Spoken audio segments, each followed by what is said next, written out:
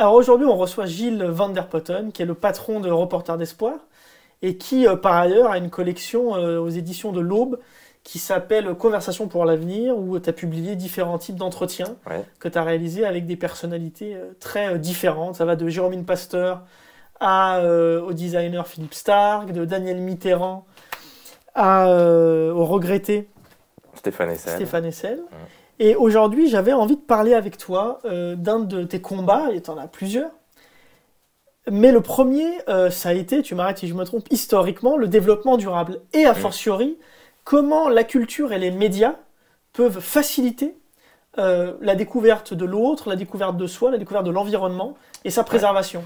Raconte-nous un peu, donc tu as créé il y a 10 ans un festival étudiant de cinéma, de découverte et de développement durable. Raconte-nous un peu comment, depuis 10 ans, ta vision de ce sujet a évolué, alors même qu'aujourd'hui, un film comme Demain, par exemple, est un succès et un phénomène de société. Le point de départ, oui, c'est l'environnement, le développement durable, l'envie de promouvoir des alternatives économiques, sociales, environnementales, etc. Qui est lié aussi au milieu dans lequel j'ai été élevé, un milieu d'agriculteurs, bio, pas écolo-bobo, mais bio d'Ariège, donc des Pyrénées. À l'époque, il faisait partie des premiers en 70-75 à faire de la bio. Mais donc moi, quand je suis arrivé en école, j'ai voulu m'investir dans le milieu associatif et je me suis dit, tiens, quel outil trouver, quel meilleur outil trouver pour sensibiliser aux questions environnementales. Et je me suis dit, pourquoi pas l'image, le cinéma, le documentaire et l'exploration. Et donc, avec des grands voyageurs, tu citais Jérôme Pasteur, il y avait Yves Pacalet, Catherine Chabot, Yann Arthus Bertrand. Il y avait une effervescence, j'ai l'impression, à l'époque, c'était sous l'angle de la découverte. Tu vois, Jean-Louis Etienne, les explorations, le pôle Nord, l'archipel de Clipperton, etc. Moi, je voyais là, non seulement un domaine de prédilection pour moi, le film de voyage, d'aventure, mais l'occasion aussi de parler de ces sujets-là. Et c'est vrai qu'en 10 ans, quand on voit aujourd'hui le film Demain avec 1 million d'entrées, à l'époque, le documentaire ou le film alternatif, entre guillemets, le film d'initiative qui met en avant des initiatives qui font bouger le monde, c'était un genre assez mineur. On était plus sur le documentaire critique, qui existe toujours et heureusement, mais le cauchemar de Darwin, ce genre de Notre pain quotidien, tout le travail de Marie-Monique Robin, Le monde selon Monsanto, etc. etc. Et donc à l'époque, là c'était en 2006, on fait ce festival avec des explorateurs, Yann Arthus Bertrand, etc. Et moi c'est le point de départ d'un engagement associatif, puisque au contact de ces explorateurs, de scientifiques, d'explorateurs scientifiques, Yves Pacalet par exemple, je me suis rendu compte de l'ampleur des enjeux, que ce soit la fonte des pôles, la montée des eaux, etc. etc. Enfin, au contact de scientifiques, j'ai eu une approche du coup plus scientifique, alors que ça partait d'une envie toute simple de dire l'environnement est un sujet, le cinéma m'intéresse, on fait un festival du film. Et donc avec 3 amis, on a fait un tour de France du développement durable, en se disant, tu vois, c'était la période du Grenelle de l'environnement, le rapport Stern sur le coût de l'inaction en matière de changement climatique, c'était Nicolas Hulot qui préparait le pacte écologique. Et dans toute cette mouvance, on s'est dit, ce serait intéressant d'aller voir, au-delà de la sensibilisation du grand public, d'aller voir des gens qui agissent concrètement et qui passent peut-être pour des utopistes, ou qui passaient hier pour des utopistes parce qu'ils faisaient du bio, parce qu'ils faisaient du renouvelable, parce qu'ils faisaient de l'habitat participatif, de l'autoconstruction, etc. Ces gens-là, avec le Grenelle, avec la légitimation du sujet dans le grand public, suscitent un nouvel intérêt. Et donc, allons à leur rencontre. Au moment où les députés, le législateur, le gouvernement bossent sur des projets de loi. Donc l'idée, c'était d'illustrer les enjeux du Grenelle par la réalité de terrain. Et là, j'ai rencontré dans l'économie sociale le groupe SOS, dans l'énergie Enercop, les premières coopératives décentralisées d'énergie, des industriels comme Léa Nature, tu vois, le premier industriel du bio, mais aussi des agriculteurs en AMAP, etc. Et tout ça, on en a fait un bouquin, un blog, et régulièrement des interventions à la radio. On a fait des interventions sur France Info, sur Fréquence Terre, qui est une web radio. Et tout ça, donc, moi, ça m'a amené à m'intéresser aux médias. aux médias comme outil au service de la sensibilisation et de la promotion, du moins la diffusion de la connaissance de ces initiatives concrètes. Dans la vie politique, tu as eu la chance, parce que c'est quand même rétrospectivement un grand moment que tu as vécu en 2010 quand tu es allé chercher Stéphane Hessel pour écrire ensemble un bouquin qui s'appelle « Engagez-vous ».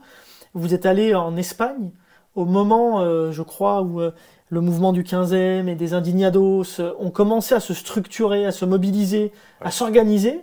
Donc c'était avant que Podemos, évidemment, se structure comme offre politique, avant que Podemos fasse alliance très récemment avec les mouvements de gauche radicale, comme on dit, pour peut-être prendre la majorité et arriver au pouvoir. Ça s'est fait très vite. Tu parlais de signaux faibles et de masse critique. Comment toi, tu as vu de ton regard extérieur et en même temps impliqué très en amont, l'évolution de cet engagement citoyen pour arriver à une masse critique qui sera peut-être demain une majorité, et comment tu vois en France, dans d'autres pays, par les porteurs de solutions que tu côtoies, que tu connais, que tu reçois, l'évolution du tissu social et de la demande politique. Alors moi, quand je rencontre Stéphane Hessel, c'est en 2009, et après avoir fait ce tour de France du développement durable, je me dis, ce serait bien de prendre un peu de recul sur tous ces événements, sur le fait qu'on dise, toi, ton avenir, bon, c'est le chômage, mais c'est aussi la crise climatique, etc. Bon, un avenir peu reluisant. Moi, je me dis à ce moment-là, il y a des personnes qui ont vécu des moments sombres et critiques de l'histoire, notamment des résistants, et qui ont fait preuve de résilience, dont on parlait tout à l'heure. Stéphane Hessel, que je ne connaissais pas du tout à l'époque, que j'ai vu apparaître comme un message subliminal à plusieurs reprises, un docu sur Arte, une conférence aux têtes de l'Odéon, voilà, par petites touches. La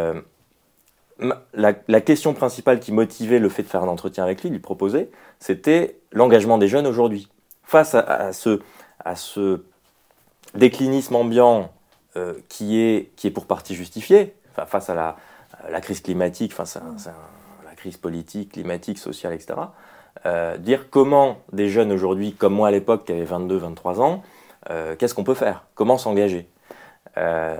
Donc l'engagement, c'est le point de départ de la rencontre avec Stéphane Hessel, et contre toute attente, puisque 2 ans plus tard paraît notre livre Engagez-vous, qui paraît quelques mois après Indignez-vous, alors qu'il a été écrit avant, mais ça c'est une histoire de chercher un éditeur, etc. Moi je me suis trouvé embarqué avec Stéphane dans le mouvement des indignés, parce que Stéphane, son petit livre devait paraître à 2000, 3000 exemplaires, limite distribué sous le manteau, et on a vu ce petit livre dans les librairies grâce au bouche à oreille d'abord, puis plus tard grâce aux médias se vendre à 4 millions d'exemplaires, traduit en 35 langues. Stéphane, dans sa bienveillance légendaire et réelle, m'a dit « Bon Gilles, je t'embarque avec moi ». Donc j'ai eu la chance de le suivre, en Espagne notamment. Et là, il y avait les prémices de Podemos, enfin il y avait les Indignados. Moi j'étais impressionné par, bon déjà la masse, c'était 500 000 personnes à la Puerta del Sol et dans les rues de Barcelone.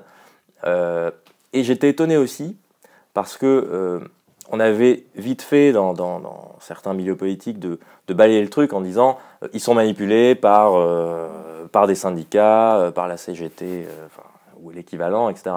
Et en fait, moi, les gens que j'ai rencontrés, c'était il y avait des chômeurs, il y avait des étudiants, il y avait des actifs, alors des infirmières, mais des entrepreneurs, des réalisateurs, des journalistes. Enfin, j'étais impressionné par la diversité qui ne correspondait pas à ce que j'en voyais dans les médias, en fait. Donc, agréablement surpris par le fait que voilà, c'est une convergence de revendications assez éparses, mais voilà, c'était pas le mouvement tel que je l'avais compris dans les médias. Donc la question, c'était l'engagement, comment j'ai vu évoluer quand même dans ça. C'est que, en fait, Podemos, dès le début, s'est structuré avant même Podemos sur un média qui s'appelle la Tuerca, pour récupérer à la fois de l'analyse politique tranchée, mais aussi le fait même de débattre. Ils ont invité des contradicteurs, qui n'étaient pas du tout de leurs opinions, pour essayer de replacer le débat dans la société. Et au final, c'est peut-être ça aussi qui était intéressant, c'est que dans cette diversité-là, ils n'avaient peut-être pas tous aussi la même demande. Est-ce qu'aujourd'hui, finalement, en France, selon toi, et notamment grâce à ces petits médias indépendants, différents, positifs, de porteurs de solutions, on arrive à un moment donné critique, où les gens vont se constituer justement en masse critique, pour ensemble construire plus qu'un phénomène de réception, émettre des messages, peut-être même en soi devenir des médias. Bah, si tu veux, moi, ce qui m'a intéressé dès le départ quand j'ai rencontré les indignés en Espagne, c'était le passage de l'indignation à l'action. Ce qui justifiait l'écriture de ce livre, Engagez-vous. C'est-à-dire, à un moment donné, comment on canalise cette énergie revendicatrice dans la construction d'alternatives concrètes. Si tu veux, moi, ce que j'ai vu et qui m'a intéressé, c'est que j'ai vu des Espagnols manifester qui, 2 ans plus tard, créaient des monnaies alternatives, par exemple. Ils s'insurgent contre le système économique, le système financier. Localement, ça a une transposition concrète. Où ils ont créé des coopératives parce que séparément, des journalistes par exemple étaient au bord de la faillite. Ils ont créé une SCOP, ils s'en sont sortis ensemble. Après, c'est des retours à la terre, il y a tout un tas d'histoires. Donc, je pense en effet que ce mouvement des Indignados de 2011-2012 a eu le mérite de se traduire dans les faits par des actions locales et peut-être mineures dans tout le mouvement. Mais il y a eu ces actions concrètes, et puis il y a eu Podemos, comme tu le dis. Moi, je me souviens des indignés qui venaient, avec lesquels on discutait, qui demandaient à Stéphane Hessel, est-ce que vous croyez qu'on doit créer des partis? Est-ce qu'on doit y aller ou pas? Donc, ils se posaient ces questions, et il y avait, à côté des militants, des revendications, etc., il y avait une pensée, en fait, du mouvement, comme tu dis, avec Iglesias, des gens qui l'entouraient, des José Luis San Pedro, qui est un peu le Edgar Morin ou le Stéphane Hessel espagnol.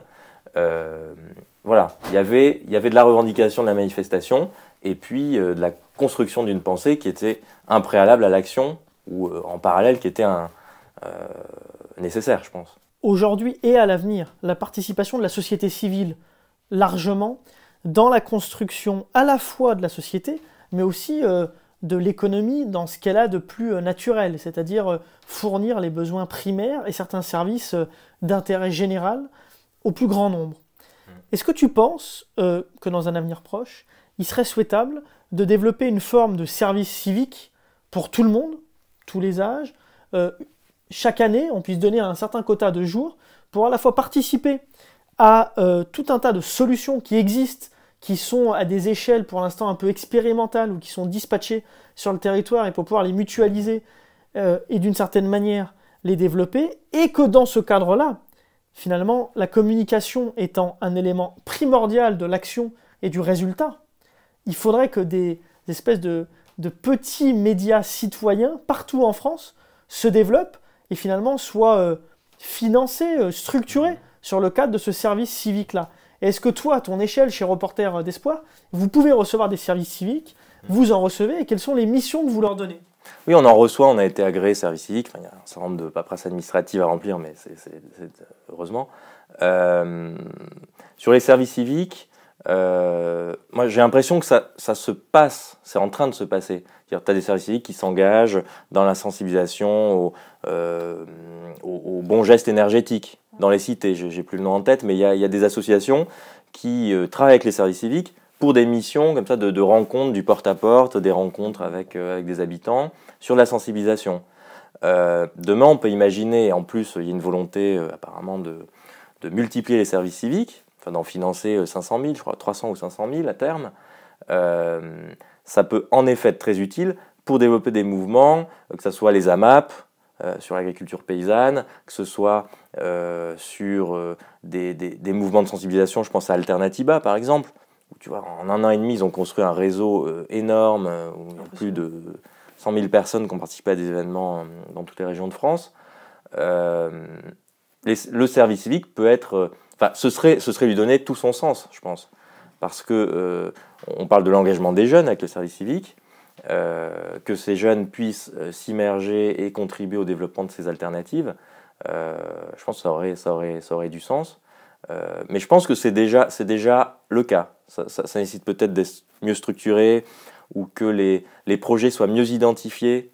Peut-être aussi que les règles soient assouplies pour les associations qui répondent vraiment aux critères, mais voilà, qui pourraient être un peu découragées par mais par la place de médias positifs et participatifs, de fait, est-ce qu'elle doit, selon toi, se, entre guillemets, placer sous l'égide des grands médias qui existent, dont on sait qu'ils sont liés à des pouvoirs économiques, industriels particuliers, ou alors est-ce qu'elle doit plutôt se retourner évidemment vers les communs, donc vers le crowdfunding pour vivre, mais aussi vers l'État, finalement parce que la limite, ce qui gêne beaucoup de Français, c'est que la limite entre la communication, qui défend des intérêts particuliers, et l'information, qui est du journalisme, est très mince. Mais est-ce que finalement, dans les médias comme le tien, les médias positifs, la limite entre, on va dire, l'intérêt général et la sensibilisation, et de l'autre côté, l'information, parce que c'est purement du journalisme, c'est de faire connaître ce qu'il se passe dans la société, c'est de donner une photographie,